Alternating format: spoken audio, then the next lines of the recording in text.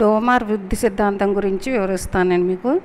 పెట్టుబడి అనేది ఒకవైపు ఆదాయాన్ని సృష్టిస్తూ ఉంటుంది, మరొక వైపు ఉత్పాదక శక్తిని పెంచుతుంది. అయితే సంపూర్ణ ఉద్యోగితను పరిరక్షించడానికి పెట్టుబడి ఏ రేట్లో పెరిగిన ఎడల ఆదాయం పెరుగుదల ఉత్పత్తి శక్తి పెరుగుదలకు సమానంగా ఉంటుందనే విషయాన్ని డోమర్ వివరించడం జరిగింది. అంటే పెట్టుబడికి సమిష్టి డిమాండ్ మరియు సమిష్టి సప్లైకి సంబంధాన్ని కల్పిస్తూ ఈ విషయాన్ని అతను వివరించడం కూడా జరిగింది.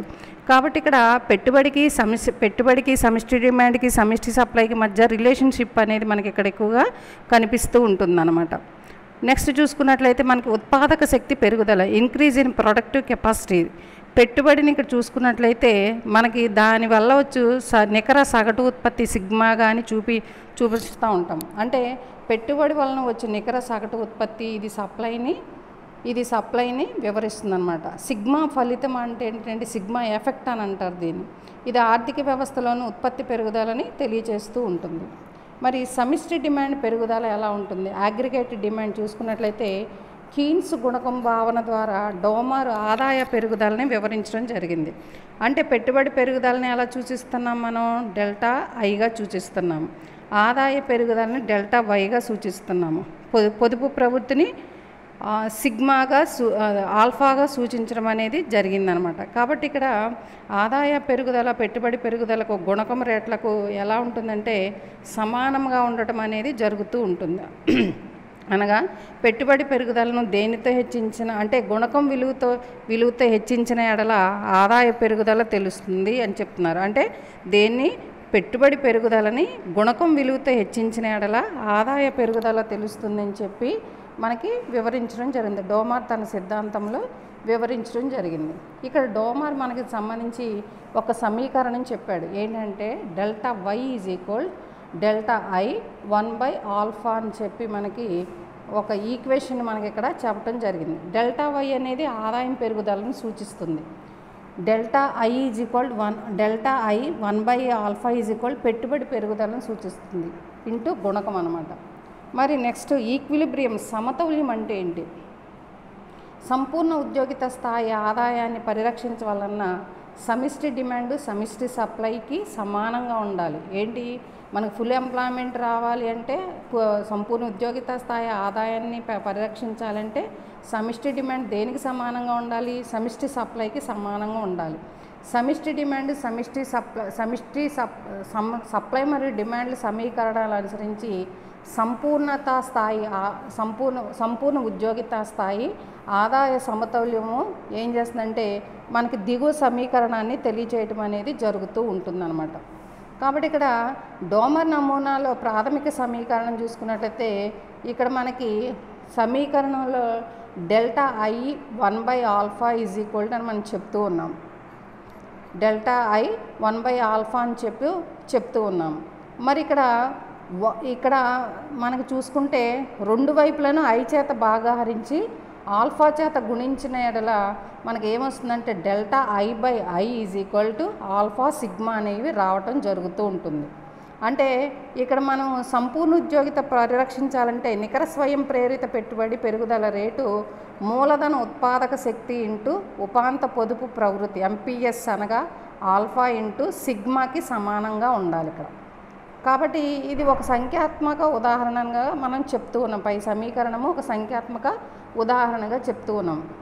అయితే ఇక్కడ ఈ పైన ఈక్వేషన్స్ వల్ల మనకి ఏం తెలుస్తుందంటే సంపూర్ణ ఉద్యోగిత స్థాయి పరిరక్షించడానికి ఆదాయం సాలుసరి 3% పెరగవాలి, 3% వంతున పెరగవాలని చెప్తూ ఉన్నారు. అలా పెరిగితే ఏం సాధిస్తున్నామంటే సమతౌల్య వృద్ధి రేటు సాధించడానికి అవకాశం ఉంది. కాబట్టి ఈ అభిలషణీయమైన పరిస్థితికి భిన్నంగా చూసుకున్నట్లయితే ఏ మార్పు వచ్చినప్పటికీ చక్రీయ ఒడిదుడుకులు అనేవి అంటే సైక్లికల్ ఫ్లక్చుయేషన్స్ అనేవి సంభవించడానికి ఎక్కువ అవకాశం ఉంది. కాబట్టి పెట్టుబడి పెరుగుదల ఆల్ఫా ఇంటూ సిగ్మా కన్నా ఎక్కువగా ఉందనుకోండి ఆర్థిక వ్యవస్థ యొక్క వ్యాపారము ముమ్మరంగ పరిస్థితి ఎదుర్కొంటుంది. పెట్టుబడి పెరుగుదల బీటా కన్నా ఆల్ఫా సిగ్మా కన్నా తక్కువగా ఉంటే ఆర్థిక మాంద్య పరిస్థితులు ఏర్పడటానికి అవకాశం ఉంది. కాబట్టి ఇక్కడ పెట్టుబడి పెరుగుదల రేటు ఆల్ఫా సిగ్మాలు కనుక ఇవి ఒకదానికన్నా ఒకటి తక్కువగా ఉంటే, ఒకసారేమో ఎక్కువగా ఉంటేనేమో పెట్టుబడి పెరుగుదల రేటు ఆల్ఫా సిగ్మా కన్నా ఎక్కువగా ఉంటేనేమో ఆర్థిక వ్యవస్థ ఎలా ఉంటుంది, చాలా ముమ్మర స్థాయి, చాలా మంచి పొజిషన్లో ఉండడానికి అవకాశం ఉంది. కానీ పెట్టుబడి పెరుగుదల రేటు ఆల్ఫా సిగ్మా కన్నా కనుక తక్కువగా ఉందనుకోండి, ఏ పరిస్థితులు ఏర్పడతాయి అంటే ఆర్థిక మాంద్య పరిస్థితులు ఏర్పడటానికి అవకాశం ఉంది. నెక్స్ట్ చూసుకుంటే రోస్టో ఆర్థికాభివృద్ధి సిద్ధాంతం. రోస్టో ప్రతిపాదించిన ఆర్థికాభివృద్ధి సిద్ధాంతం యొక్క ప్రక్రియ దశలు ఎలా ఉన్నాయో చూద్దాం.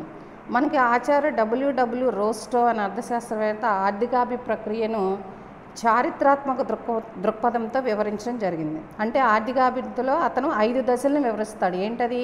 సాంప్రదాయ సమాజం, ట్రెడిషనల్ సొసైటీ, ప్లవన దశకు ఏర్పడే నిబంధనలు, ప్రీ కండిషన్స్ ఫర్ టేకాఫ్, ప్లవన దశ టేకాఫ్ స్టేజ్, పరిపక్వ దశ గమనము డ్రైవ్ టు మెచ్యూరిటీ, భారీ వినియోగ దశ ఏజ్ ఆఫ్ మాస్ కన్జంప్షన్.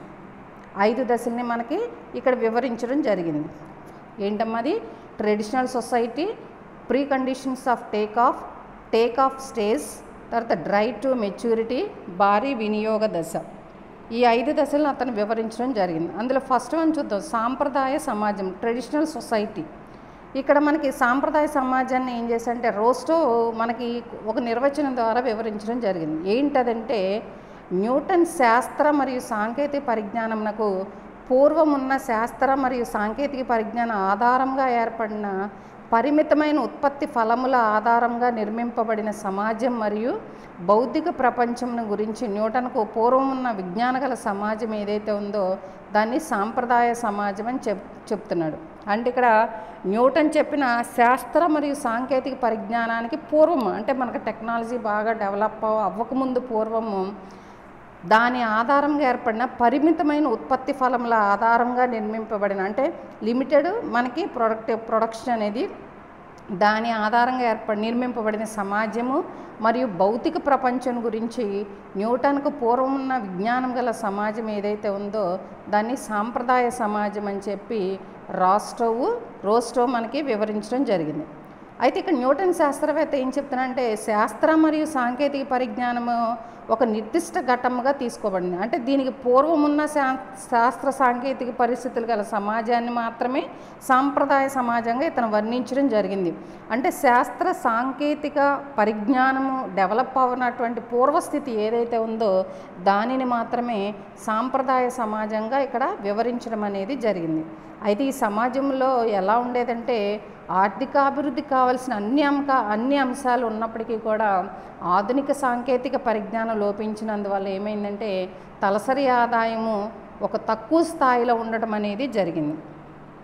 కాబట్టి న్యూటన్ చెప్పిన శాస్త్ర సాంకేతిక పూర్వ సాంప్రదాయ సమాజం గురించి చూసుకున్నట్లయితే ఆర్థికాభివృద్ధికి కావాల్సిన అన్ని అంశాలు ఉన్నప్పటికీ కూడా ఏమైందంటే ఇక్కడ మనకి శాస్త్ర సాంకేతిక పరిజ్ఞానం లోపించడం వల్ల మనకి ఇక్కడ అభివృద్ధి అనేది, అంటే తలసరి పర్ క్యాపిటల్ ఇన్కమ్ అనేది తక్కువగా ఉండడం అనేది జరిగింది. కాబట్టి ఇటువంటి సాంప్రదాయ సమాజంలో ఎలా ఉంటుందంటే సాంఘిక నిర్మాణము ఆధిపత్య ప్రాతిపదికగా నిర్మించబడింది. అంటే రాజకీయ అధికారము భూకామందుల చేతుల్లో కేంద్రీకృతమై ఉంటుంది. మనకి ఈ శాస్త్ర సాంకేతిక పరిజ్ఞానము అభివృద్ధి చెందకముందు పూర్వపు స్థితి కనుక తీసుకున్నట్టయితే అప్పటి సమాజంలో మనకంతా కూడా అధికారం అంతా కూడా కొంతమంది వ్యక్తుల చేతుల్లో మాత్రమే కేంద్రీకృతమై ఉండడం అనేది జరుగుతూ ఉండేది. అది ఎక్కువగా భూస్వాములు, జమీందారీ వ్యవస్థ ఇలాంటి వాళ్ళ చేతుల్లో మాత్రమే కేంద్రీకృతమై ఉండడం అనేది జరిగింది. అయితే మనకి 75% మంది ప్రజలు వ్యవసాయ రంగం పైన ఆధారపడి ఉంటారు. అది విషయం మీ అందరికీ తెలుసు. అది ఆదాయం ఎక్కువగా అనుత్పాదక వ్యయం పైన కూడా ఖర్చు పెడబడింది. అంటే కేవలం వ్యవసాయ రంగం పైన కాకుండా ఇంక ఇతర అంశాలపైన, అంటే దేవాలయ నిర్మాణము, వివాహాలు, యుద్ధాలు మొదలగు వాటిపైన కూడా ఎక్కువగా ఖర్చు పెడబడటం అనేది జరుగుతూ ఉంది. కాబట్టి రోస్టో ఇచ్చిన నిర్వచనం ప్రకారము మనకి ఇక్కడ న్యూటన్ చెప్పిన శాస్త్ర సాంకేతిక విజ్ఞాన పూర్వం ఎలా ఉండేది సాంప్రదాయ సమాజము, దానివల్ల మన యొక్క ఆర్థిక అభివృద్ధికి ఏ విధంగా తోడ్పడేది కూడా మనకు వివరించి చెప్పడం జరిగింది. నెక్స్ట్ సెకండ్ వన్ చూసుకుంటే ప్లవన నిబంధనలకు ఏర్పడే దశ, అంటే pre conditions for take off. ఇది ప్లవన దశకు ముందు ఏర్పడవలసిన అవస్థ ట్రాన్సిక్షనల్ దశ. ఈ దశలో ప్లవన దశకు కావాల్సిన ఏమేంటంటే నియమ నిబంధనలన్నీ ఏర్పడ్డాయి. ఈ నిబంధనలు ఎలా ఉన్నాయి చూడండి. ఆర్థికాభివృద్ధికి సాధ్యమైన భావన విస్తరిస్తూ ఉంటుంది. అంటే మన అభివృద్ధి చెందడానికి అన్ని రకాలైన అంశాలు మనకు తోడ్పడుతూ ఉన్నాయి అన్నమాట. ఆర్థికాభివృద్ధి అనేది ఎలా అంటే ఒక మంచి లక్ష్యాన్ని సాధించడానికి మార్గం ఏర్పాటు చేసుకోవడానికి మనకు ఆర్థికాభివృద్ధి అనేక రకాలుగా తోడ్పడుతూ ఉంటుంది. తర్వాత ఇంకోటి చూసుకుంటే నూతన ఆర్థిక కార్యకలాపాలకు అనుగుణంగా కూడా విద్య విస్తరిస్తూ ఉంటుంది. అంటే new economic reforms, new economic strategies కూడా మనం ప్రవేశపెడటానికి విద్య అనేక రకాలుగా అవకాశం ఉంటుంది. తర్వాత ఆధునీకరణకు కావాల్సిన ఆర్థిక వనరులు సేకరించడానికి కూడా పెట్టుబడి నష్టభయాలను భరించడానికి కావాల్సిన సంసిద్ధ ఉద్యమదారులు కూడా ఏర్పడుతూ ఉంటారు. తర్వాత మనకున్న ఎకనామిక్ రిసోర్సెస్ సమీకరణకు బ్యాంకులు నెలకొల్పబడి వృద్ధి చెందడానికి కూడా అవకాశం ఉంది. రవాణా, సమాచారము, ముడి పదార్థాలు మొదలగు రంగాలలో పెట్టుబడులు పెరగడానికి కూడా ఎక్కువ అవకాశం ఉన్నాయి. తర్వాత ఇంటర్నల్గా ఎక్స్టర్నల్గా కూడా అంటే అంతర్గత మరియు బహిర్గత వ్యాపారం కూడా విస్తరించడానికి అవకాశం ఉందన్నమాట. కాబట్టి ఈ దశలో మనం మూడు ముఖ్య అంశాలు చూసుకోవాలి. మూడు ప్రధాన పారిశ్రామికేతర రంగాల్లో మూలకమైన మార్పులు తీసుకురావాలని రోస్టోవ్ అంటాడు. అది ఏంటంటే రవాణా మొదలగు సాంఘిక వ్యవస్థ మూలధనం, సోషల్ ఓవర్ హెడ్ క్యాపిటల్. తర్వాత వ్యవసాయ రంగంలో సాంకేతిక విప్లవం, అంటే మనకు అగ్రికల్చర్ సెక్టార్లో టెక్నాలజీ అనేది రావాలి కంపల్సరిగా. తర్వాత దిగుమతుల విస్తరణ, తర్వాత మనకి ఏంటంటే ఎక్కువగా మనం మూలధన వస్తువులు ఎక్కువగా దిగుమతి చేసుకుంటూ ఉంటాం. కాబట్టి ఇక్కడ ఏమవుతుంది, దిగుమతి వ్యయాలను తగ్గించుకొని ఏం పెంచుకోవాలి, ఎగుమతులను పెంచుకోవాల్సిన అవసరము ఎంతైనా ఉంది. అప్పుడే మన భారతదేశము ఆర్థికంగా అభివృద్ధి చెందడానికి అవకాశం ఉంది. నెక్స్ట్ చూసుకుంటే థర్డ్ వన్ ప్లవన దశ, take off stage. Take off stage కనుక తీసుకుంటే సమాజ పరిమాణంలో ప్లవన దశ అనేది ఒక కీలకమైన ప్రధాన ఘట్టంగా చెప్పుకుంటూ ఉంటాం. అంటే ఒక పెద్ద నది ఉత్పత్తి స్థానం లాంటిది, వాటర్ షెడ్ లాంటిది. ఆర్థికాభివృద్ధి యొక్క ఈ దశ సాధారణ లక్ష్యం. అంటే మనకి ఇక్కడ ఈ ప్లవన దశ దాదాపుగా 2 శతాబ్దాల కాలం పాటు స్వల్పంగా ఉంటుందని మనకి రోస్టో అభిప్రాయపడటం అనేది జరిగింది. ఇతను కొన్ని నిబంధనలు కూడా ఇచ్చాడు. ఏంటి ఆ నిబంధనలు చూసుకుంటే పురోగామి రంగాల అభివృద్ధి జరగాలి. అంటే డెవలప్మెంట్ ఆఫ్ లీడింగ్ సెక్టార్స్ అనేవి అభివృద్ధి చెందాలి. ఏంటది, primary growth sectors, supplementary growth sectors, తర్వాత డిరైవ్డ్ గ్రోత్ సెక్టార్స్ అంటే ప్రాథమిక వృద్ధి రంగాలు, అనుబంధ వృద్ధి రంగాలు, ఉత్పన్న వృద్ధి రంగాలు. ఈ 3 కూడా తప్పనిసరిగా పురోగతి కనుక సాధించినట్లయితే మనకి ఇక్కడ అభివృద్ధి అనేది రావడానికి అవకాశం ఉంది. అందులో ప్రాథమిక రంగం గురించి తెలుసుకుందాం. నవకల్పన లేదా నూతన వనరుల అభివృద్ధి పరచడం, అంటే ఇన్నోవేషన్స్ అనేవి మనం బాగా ప్రవేశపెట్టాలి. మనకున్న రిసోర్సెస్లో న్యూ టెక్నాలజీని ఉపయోగించుకొని ఆర్థిక వ్యవస్థను దాన్ని ఇతర రంగాల కంటే కూడా ఎక్కువగా మనం ఈ ప్రాథమిక రంగంలో కనుక మనం పెట్టినట్లయితే తప్పనిసరిగా వృద్ధి చెందడానికి అవకాశం ఉంది. ఫర్ ఎగ్జాంపుల్ చూడండి, మీరు బ్రిటన్లో చూడండి, వస్త్ర పరిశ్రమ చూడండి, మనకే ఉంది టెక్స్టైల్ ఇండస్ట్రీ, కానీ 1880sలో దాన్ని స్థాపించారు. కాబట్టి ఇప్పుడు మనకు అంత న్యూ టెక్నాలజీ మనకు ఉపయోగపడలేనటువంటి స్థితి ఏర్పడుతుంది. అదే బ్రిటన్లో కనుక తీసుకున్నట్లయితే బ్రిటన్లో వస్త్ర పరిశ్రమ చాలా బాగా వేగంగా విస్తరించింది. అది ప్రైమరీ సెక్టార్, అది ప్రైమరీ గ్రోత్ సెక్టార్. అది నెక్స్ట్ అనుబంధ వృద్ధి రంగాలు ఏంటంటే సప్లిమెంటరీ గ్రోత్ సెక్టార్స్. అంటే ప్రాథమిక రంగంలోని వృద్ధి వలన ఏమవుతుందంటే కొన్ని రంగాల్లో సత్వర అభివృద్ధి జరుగుతుంది. ఫర్ ఎగ్జాంపుల్ చూసుకుంటే ఉదాహరణ, రైల్వేల అభివృద్ధి వలన ఇనుము, బొగ్గు, స్టీల్ రంగాల అభివృద్ధి చెందుట. తర్వాత ఇంకా మనకి ప్రాథమిక రంగం నుంచి వచ్చే ముడి పదార్థాల వల్ల షుగర్ ఇండస్ట్రీస్ కానీ, లేదా దాల్ ఇండస్ట్రీస్ కానీ, టెక్స్టైల్ ఇండస్ట్రీస్ కానీ, జూట్ మిల్స్ కానీ, ఇలాగా కొన్ని రంగాల అభివృద్ధి చెందుతాయి. పైగా ఈ ప్రైమరీ సెక్టర్ వల్ల ఏమవుతుందంటే మనకి రోడ్డు రవాణా సౌకర్యాలు కూడా మెరుగుపరచడానికి ఎక్కువ అవకాశం ఉంటుందన్నమాట. నెక్స్ట్ ఉత్పన్న రంగాలు కనుక చూసుకుంటే మొత్తం ఆదాయము, జనాభా, పారిశ్రామిక ఉత్పత్తి మొదలుగా అన్నీ కూడా ఈ వేరియబుల్స్ ఏవైతే ఉన్నాయో, చలాంకాల పెరుగుదల ఏదైతే ఉందో అవి వృద్ధి చెందాలంటే ఉత్పన్న రంగాలు చాలా అవసరమవుతూ ఉంటాయి. ఉదాహరణకు ఆహార ఉత్పత్తులు, గృహ నిర్మాణము, ఆహార ధాన్యాలకు పెరుగుదల, ఇలాంటివన్నీ కూడా మనం తప్పనిసరిగా చూడాల్సిన అవసరము ఎంతైనా ఉందన్నమాట. తర్వాత చూసుకుంటే ఈ పురోగమ రంగాల వృద్ధి ఈ 4 రంగాలు, ఈ 3 రంగాలు చారిత్రాత్మకం హిస్టారికల్గా తీసుకుంటే 4 అంశాలపైన ఆధారపడి ఉంటుంది. ఏంటో చూసుకుంటే సార్థక డిమాండ్ పెరగాలి, నూతన ఉత్పత్తి ఫలములు ప్రవేశపెట్టాలి, సరిపడు ప్రథమ మరియు మూలధన పెట్టుబడులు పెంచాలి, పురోగమి రంగాల అభివృద్ధికి ఇతర రంగాల్లో విస్తరింప చేయవలసిన అవసరము ఎంతైనా ఉంది అని చెప్పి మనకి ఇక్కడ వివరించడం జరిగింది.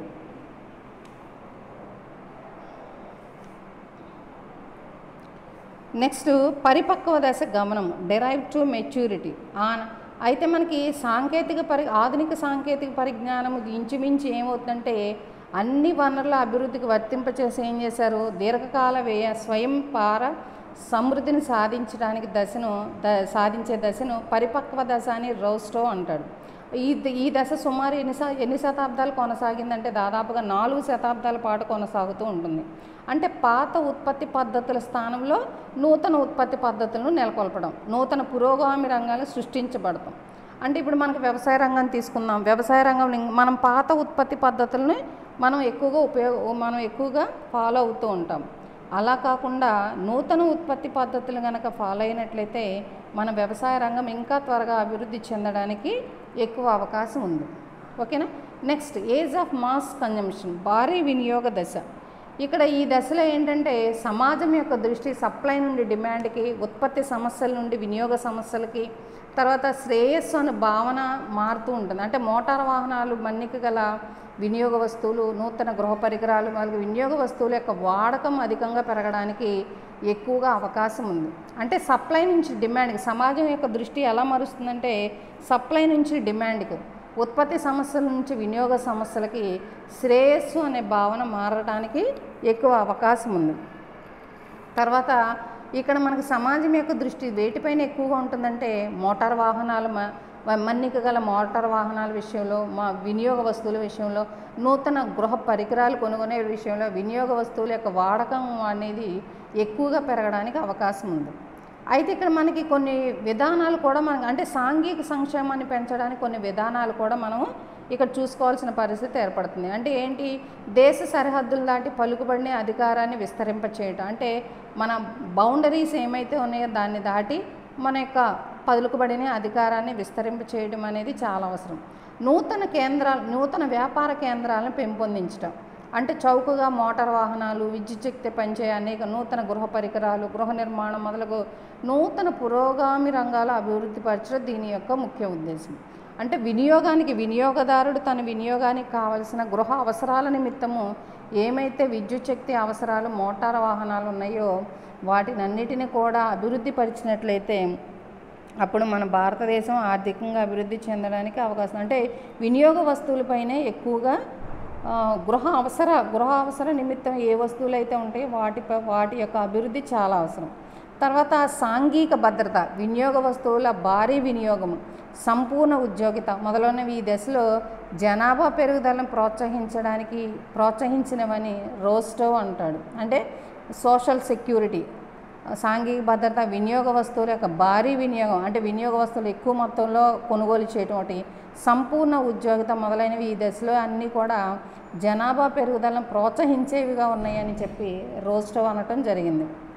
కాబట్టి చారిత్రకంగా ఈ దశని చేరిన మొదటి దేశము అమెరికా. 1920లో అంటే మొట్టమొదటిసారిగా ఈ దశను చారిత్రకంగా హిస్టారికల్గా కానీ చూసినట్లయితే అమెరికా 1920 సంవత్సరంలో ఈ దశని చేరుకోవటం అనేది జరిగింది. తర్వాత బ్రిటన్ 1930లో, జపాన్, పశ్చిమ ఐరోపా దేశాలు 1950లో, ఇలాంటివన్నీ కూడా ఈ దశని చేరుకోవడానికి ఎక్కువగా అవకాశం, అంటే భారీ వినియోగ దశ చేరుకోవడానికి ఎక్కువ అవకాశం ఉందని చెప్పి అతను వివరించడం జరిగింది. కాబట్టి ఇక్కడ మనకి ఆర్థిక వృద్ధిని పెంపొందించే సిద్ధాంతాలు అనేక మంది అర్థశాస్త్రవేత్తలు, ఆడమ్ స్మిత్ కానివ్వండి, హారడ్ డోమర్ కానివ్వండి, మరి ఇంకా రోస్టో కానివ్వండి, కార్ల్ మార్క్స్ కానివ్వండి, వీళ్ళందరూ కూడా ఆర్థిక వృద్ధికి అనేక రకాలైన సిద్ధాంతాలు మనకి ఇచ్చినప్పటికీ కూడా ఈ సిద్ధాంతాలన్నీ కూడా ఒక దేశం యొక్క ఆర్థిక వ్యవస్థ అభివృద్ధి చెందడానికి అనేక రకాలుగా ఉపయోగపడుతుందని చెప్పి మనకి వివరించడం జరిగింది. అయితే రోస్టో ఏం చేశాడంటే ఇక్కడ మనకి ఆర్థిక పరిణామ సిద్ధాంతం పైన వచ్చే విమర్శలను కూడా మనకి వివరించడం జరిగింది. ఏంటంటే మనకి విశ్లేషణ అదేంటి ఆ రోస్టో చెప్పిన సిద్ధాంతము, ఆ సిద్ధాంతం అనేక విశ్లేషణ చేస్తే, విమర్శనాత్మకంగా పరిశీలిస్తే ఆర్థిక వృద్ధికి చరిత్రకు సంబంధించినంత వరకు కూడా అప్పటి వరకు లభ్యమైన లిటరేచర్ ప్రకారం రోస్టో సిద్ధాంతం పెద్దగా కాంట్రిబ్యూట్ చేయలేదని చెప్పి అర్థశాస్త్రవేత్తలు చెప్పారు.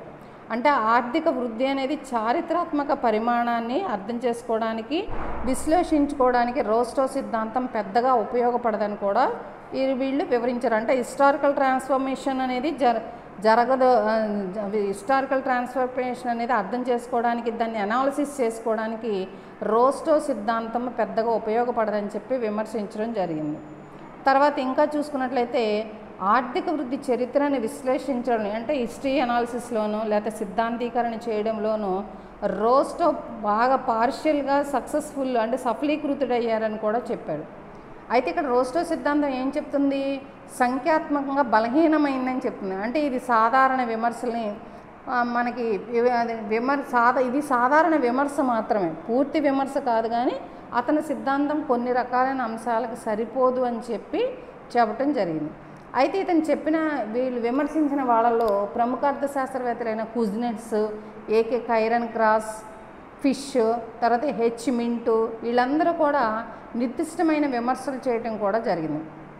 ఏమని విమర్శ చేశారంటే సంఖ్యాత్మక ఆధారం సరిపోదని చెప్పారు. ఎవరో ఏకే కైరన్ క్రాస్ అభిప్రాయం ప్రకారం రోస్టో సిద్ధాంతంలో ఉపయోగించిన సంఖ్యాత్మక సాక్ష్యాలు, ఎంపిరికల్ ఎవిడెన్సెస్ అనేవి పూర్తిగా సరిపోదు అని చెప్పాడు. ఎందుకంటే రోస్టో ఉపయోగించిన గణాంకాలు, స్టాటిస్టికల్ డేటా కేవలము కొన్ని దేశాలకు మాత్రమే పరిమితమైంది. ఈ దేశాలు కూడా ఉపయోగించిన డేటా పూర్తిగా ఇన్కంప్లీట్, అసంపూర్ణం అని కూడా వాళ్ళు వివరించడం జరిగింది.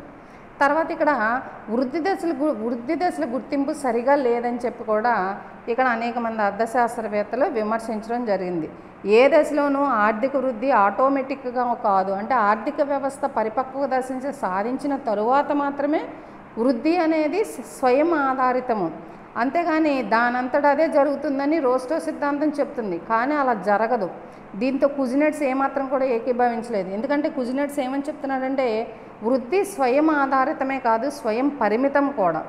అంటే లిమిటెడ్ అనగా ఏ శక్తులు వృద్ధికి ఒక దశలో సహకరిస్తాయో అవే శక్తులు ఒకానొక దశలో వృద్ధికి పరిమితులు, లిమిటేషన్స్ కూడా అవ్వడానికి అవకాశం ఉందని చెప్పి అతను వివరించడం జరిగింది. తర్వాత బారన్ మరియు హబ్స్బాయ్ అనే అర్థశాస్త్రవేత్తలు కూడా రోస్టో సిద్ధాంతాన్ని మార్క్స్ యొక్క భావజాలంతో పోల్చి పరిశీలించి అనేక రకాలుగా విమర్శించారు. ఏంటంటే కేవలం వృద్ధిలో కొన్ని దశలు మాత్రమే ఉంటాయని రోస్టో సిద్ధాంతం చెప్పింది. కానీ ఇందులో చూసుకున్నట్లయితే పెద్దగా ఆర్థిక సిద్ధాంత లక్షణాలు ఏమీ లేవు అని చెప్పి కూడా చెప్పడం జరిగింది. కాబట్టి రోస్టో సిద్ధాంతంలోని వివిధ దశల్ని అనుసంధానం చేయడం వల్ల ఈ సిద్ధాంతం యొక్క వివరణ అనేది అసంపూర్ణంగా మాత్రమే ఉండడానికి అవకాశం ఉందని చెప్పి అర్థశాస్త్రవేత్తలు అనేక రకాలుగా విమర్శించడం అనేది జరిగింది.